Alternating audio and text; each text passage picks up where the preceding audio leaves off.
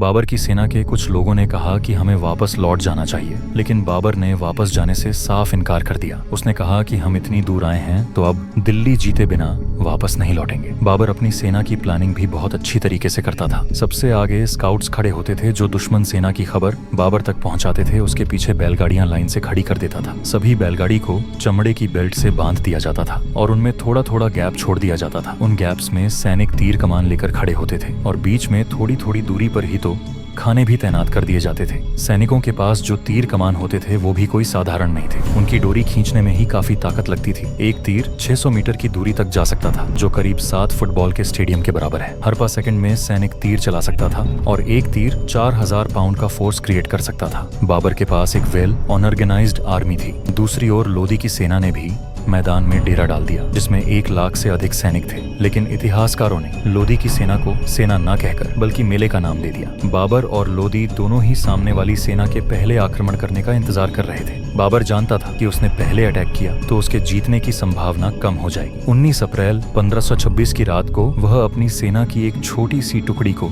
लोदी के कैंप में भेजता है। जैसे ही कुछ सैनिक लोदी के कैंप के पास पहुंचे, लोदी की सेना ने उन पर हमला कर दिया। बाबर के सैनिक वापस लौट आए।